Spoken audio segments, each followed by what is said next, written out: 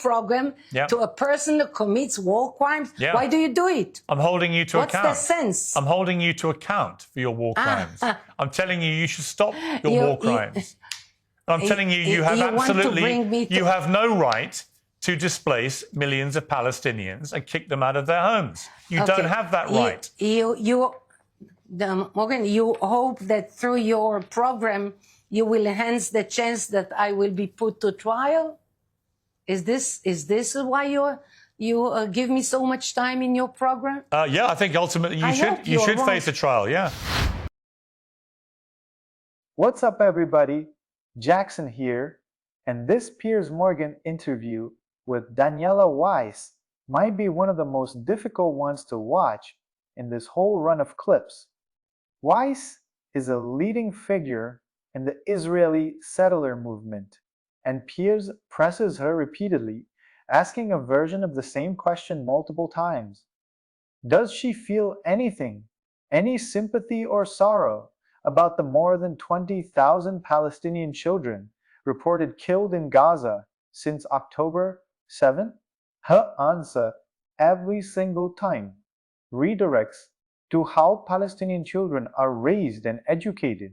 Rather than actually answering the question asked, I want to walk through exactly what was said, what was avoided, and what the actual documented facts are here, because there's a lot to unpack, and I'm not going to soften any of it.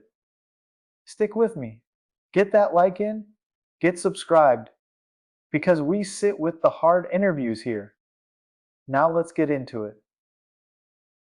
Israel strikes today on Syria, as well as the Mossad conspiracies and anti-Semitism claims at the heart of the Epstein files debate. We'll begin by talking to Daniela Weiss, who you just saw in that Louis Theroux clip, the leader of the settler group Nahala. Well, welcome to you, Daniela Weiss. Thank you for joining me on Uncensored. Let me start by asking you, Mrs. Weiss, you're known as the godmother of the Israeli settler movement. Is your ultimate ambition for all Palestinians to be removed from the West Bank and Gaza? You ask if it's my what I want. It's not ambition. Ambition I put into positive things. I mean, when people have to move from one place to another, it's not a question of ambition. I think there is no choice now, especially after the massacre of the 7th of October. The Gazans finished their chapter of history in Gaza, and they will have, the terrorists themselves will be killed in the attacks of the Israeli army, of Tzahal. And those who support them will have to emigrate to other countries. And I think as far as people who want to live normal life, I think the option to go to other countries in the world is a good option. But it's not a question of ambition. I have an ambition to settle Jews all over the vast areas of the land that was given by God to the Jewish nation. So this is my ambition. And in the midst of things, with the attacks of Arabs in different periods of history, and especially I emphasize now the last attack, the last massacre on civilian population, that was the end of the history of the Gazans in Gaza. But it doesn't have to do with ambition. Okay, there are 2 million people living in Gaza. Half of those people are under 18 years of age. More than 20,000 Gazan children have now been killed since October the 7th. My follow-up question is, how many of the innocent Gazans, how many of the Palestinian children do you think should come to, say, Israel and to be allowed to settle there?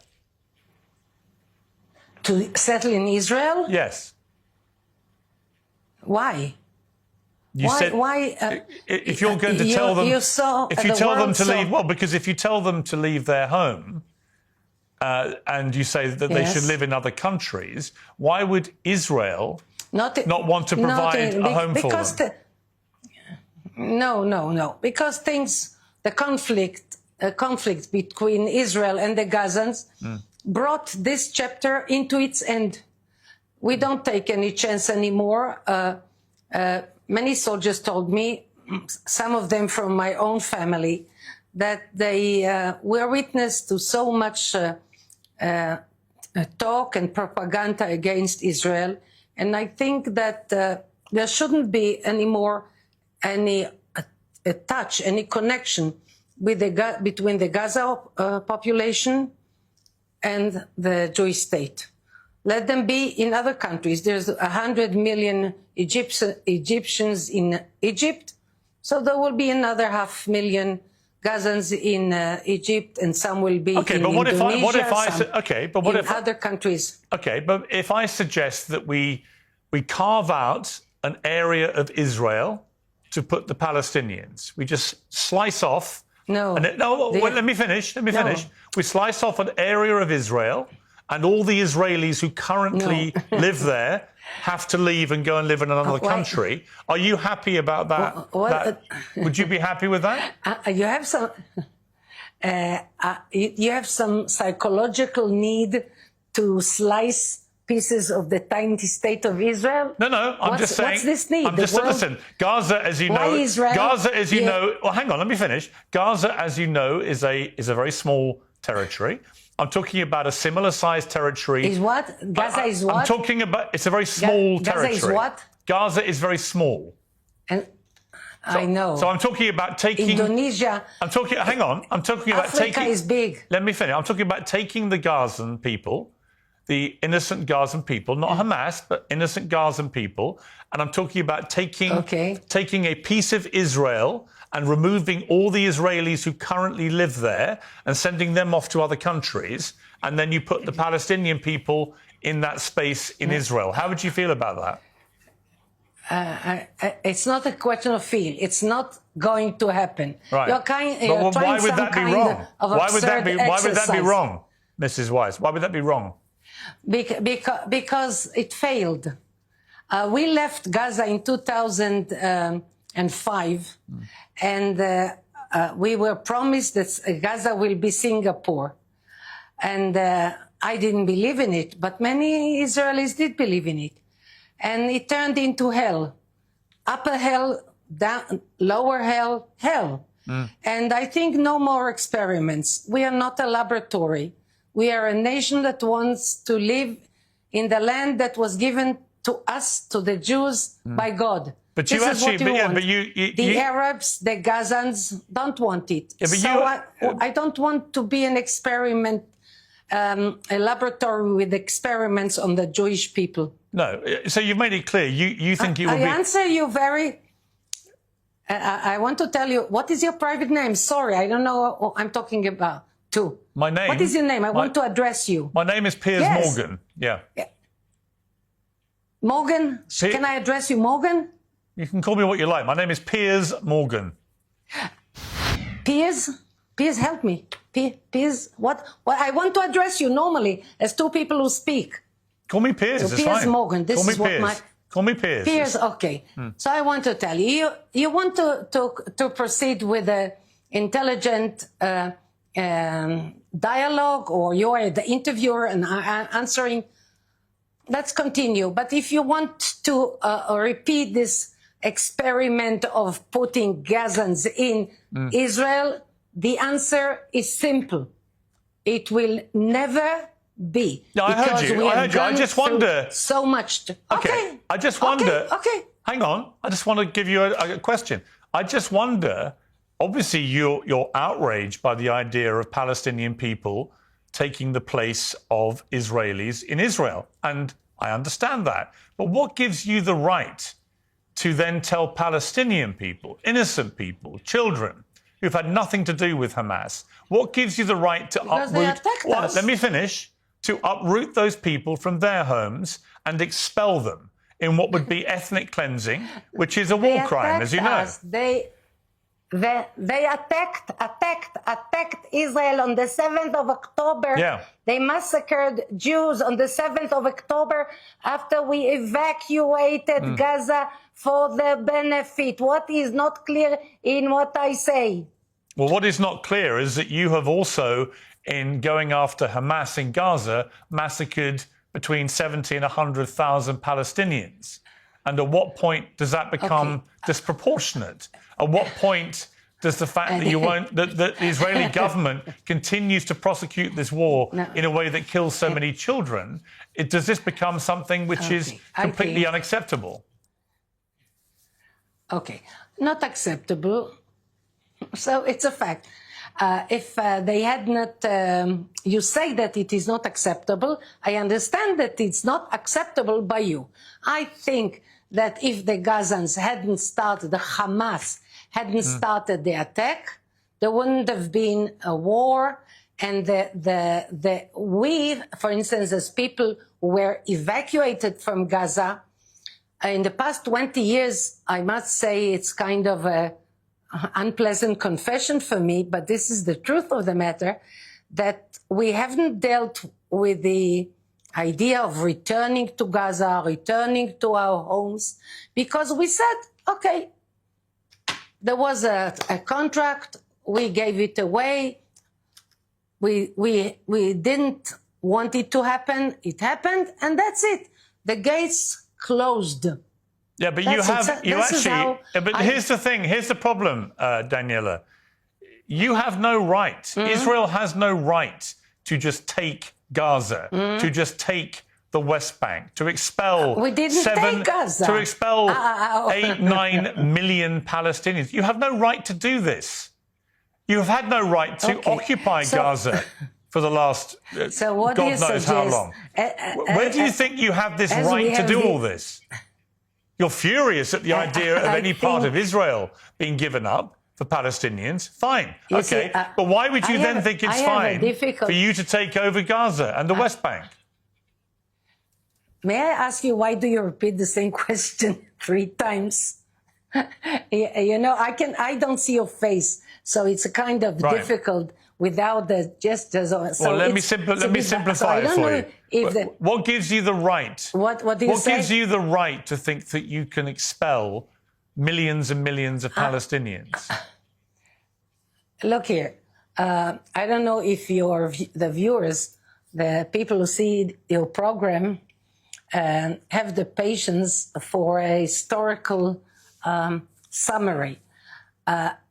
As the State of Israel was established in 1948, 3 days after the Holocaust, and 3 years after the Holocaust, and 2,000 years after the dispersion, after the Romans dispersed the Jewish nation. And then somehow there is an ingathering of the Jews in the land of Israel, the biblical land. And the biblical land that we hold to now is very tiny. We tried, according to the partition plan first, to be satisfied with a tiny, tiny piece of land where we have independence. And then when we were small, I would say tiny, and even without Jerusalem, we tried to manage a Jewish independence in the biblical state of Israel. And we were prevented from living this way. I was born before the state of Israel. So I know all this history from my own flesh and blood and my own family, and my father wounded in the War of Independence.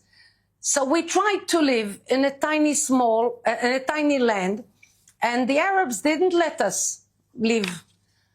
So then there was the 6-Day War, and where I live now was liberated.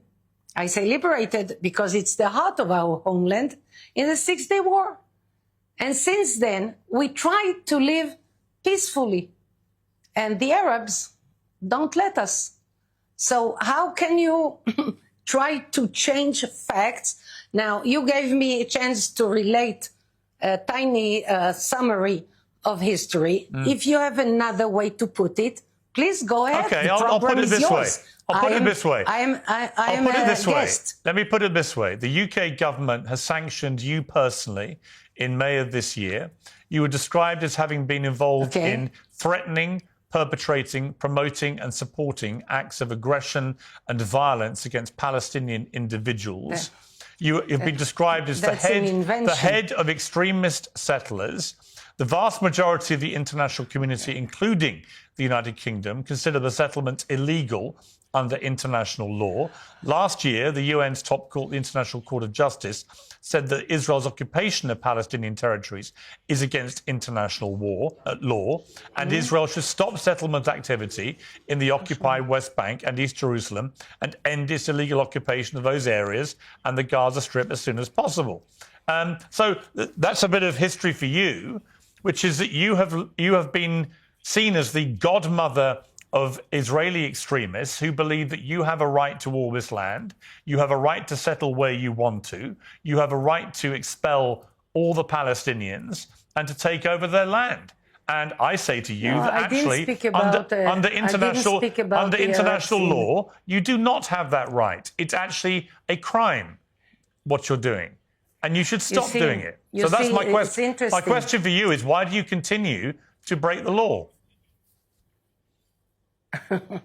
I don't know. You present things in a very journalistic way, so I don't know. Well, they're facts. You say, do it. Everything I just read you is a fact. Yes. What facts? What facts? I just read you the facts. I can read them again if you didn't hear them. Morgan, listen to this. I never hide what I do. I am being interviewed by you and by everyday media people come to this home and to the hills where I establish communities. And I tell what I think and what I do and what I plan. So if there is anything in what is so openly exposed that can be considered illegal. Well, you're committing war crimes. What is illegal in what I do? You're committing war crimes. Why? So you're speaking to me now. Yeah. You're giving so much time in your program to a person who commits war crimes. Yeah. Why do you do it? I'm holding you to account. What's the sense? I'm holding you to account for your war crimes. I'm telling you should stop your war crimes. And I'm telling you, you have you have no right to displace millions of Palestinians and kick them out of their homes. You don't have that right. Morgan, you hope that through your program you will enhance the chance that I will be put to trial? Is this why you give me so much time in your program? Yeah, I think ultimately you should face a trial. Yeah, you should. You're breaking the law. Yeah. And you're inspiring other people to break the law. Okay. What shall I tell you? I don't think it's not on my part to cooperate with a person if you want to do what you said, if I heard you well in the beginning of this program, that you want to give a chance for different people to express their views. Sure. This is journalistic. This is respectable. No, I've heard your views. I just don't agree with them. I've heard your views. But then you said you want to enhance. You want to enhance the chance that I will be put to trial. Well, I am not sure this is journalistic. But I'm with you in your hands now until this interview is finished. I noticed that's your decision. I noticed that so far you haven't referred to the people of Gaza or the West Bank as Palestinians. Do you believe they're called Palestinians? Palestine the name was given by Adrian, the emperor of Rome, who wanted to obliterate, to put an end to the Jewish existence in the world. So he gave a peculiar name to Jerusalem, Ilia Capitolina, and Israel, Palestina. And he tried very hard. And indeed, we were dispersed. And somehow, after so many years and so much persecution, we returned. And we are a successful nation. Are they Palestinians? So why should I support the distorted idea of Adrian, who failed? And now, after the revival of the Jewish state, Arabs from different countries come here and want to enjoy the treasures. I would say most of them are spiritual, but the treasures of the Holy Land. Right, but just They to be come clear, here you don't believe they're following Palestinians. The You won't- Jewish success. You will not refer to them as Palestinians, right? I think that Palestinians were invented by Adrian, and that the Arabs that come to Israel today want to get for themselves the success of the Jewish state that was created here after many years of dispersion. Okay, and Mrs. Weiss, how do you feel about the fact that over 20,000 Palestinian children have now been killed since October the 7th in Gaza? I think that the Palestinians, as you said, you see, I said Palestinians, the Gazans and all Arabs around should stop attacking Israel. Right, I just asked you how you thought about 20,000 children being killed by the IDF. So how do you feel about that? I think that the parents should be very careful before they teach the children to hate Jews and to kill Jews. No, that wasn't my question. I warn that wasn't my Arabs. question. Sorry to be persistent, but my question. That was your question. My question was, how do you feel? Answer. My question was, how do you feel? How do you personally feel about over 20,000 Palestinian children now being killed since October the 7th in Gaza? How do you feel about that? I think that Arabs, Gazans or Jordanians or Syrians, whoever, should be very, very careful with the way they educate the children. Yeah, that wasn't my question. Now, that wasn't my question. Many of them. Can you answer my question? Answer. That was my answer. So you don't to care? Your question. You have no thoughts about these children at all? You choose your questions, and I answer them of course. The way I believe is right. But just to be clear, you have nothing to say about 20,000 children being killed. Nothing at all. I have a lot to say about everything that happened as a result of the massacre of the 7th of October. I understand you care about Israeli Arabs children who died, as do I. But I'm able to care about both sides of children who've died. Why don't you care, seemingly, about the Palestinian children who've died? Why can't you express any sympathy or sorrow or empathy with the children who've died in Gaza? Are you able to do that? I warn all Arabs from all sides, from all borders, warn them, stop educating children to hate So just to be clear, I've now offered you three times. I made myself very clear. Oh, you've made yourself very clear. You asked me 5 times. I'm going to give you one last... You asked me 7 times. Okay, I'm going to give you one last chance to offer some empathy or sympathy or sorrow about the deaths of 20,000 children in Gaza. Are you capable of doing that? I can tell you that had you cared, and I don't believe you that you care a tiny bit about one killed person, if you do not use the means that you have as a media person to stop educating children. I gave you 4 chances. Jews. Okay, you gave me 7. You gave me 7. And you know what? You couldn't give a damn, could you? That you are to blame more than me. You don't care, and all you want is all the Palestinians gone. You can barely even bring yourself to say their name.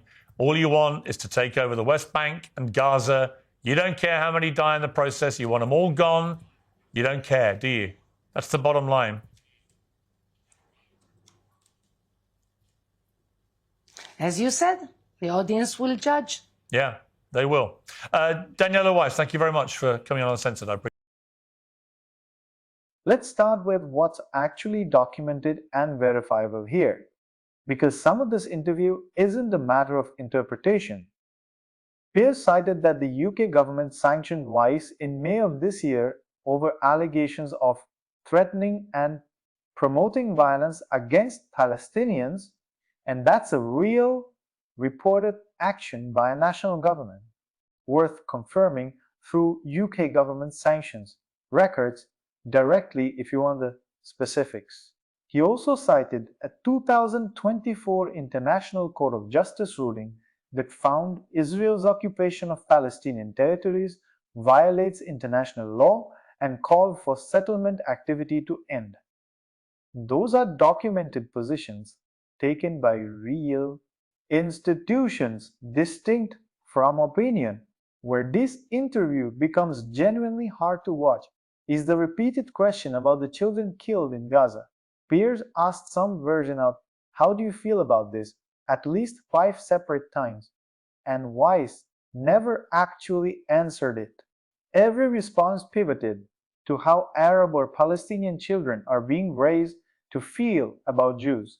I'm not going to tell you how to feel about that non-answer, but I will say this plainly.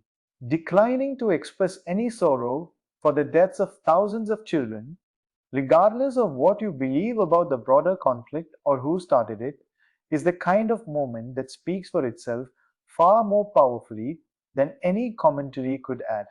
To it, on the proposal she floated that Palestinians in Gaza should relocate to other countries like Egypt while Israeli settlement expands. That's worth naming directly. Displacing an entire civilian population from their homes is what international law defines as ethnic cleansing, and Piers was right to press her on that framing, rather than let the word immigration soften what was actually being proposed.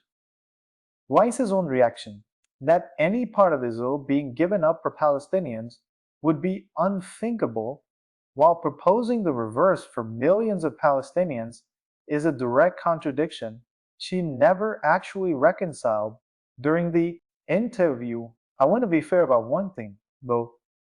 Weiss is a real, named individual who has been formally sanctioned and publicly identified with a specific political movement, and it's fair to hold her accountable for her own stated positions and her own words in this interview, which is exactly what happened here.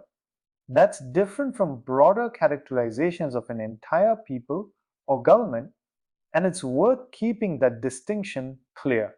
Because conflating this specific person said this specific thing on camera with this is what an entire nation believes isn't accurate or fair to anyone.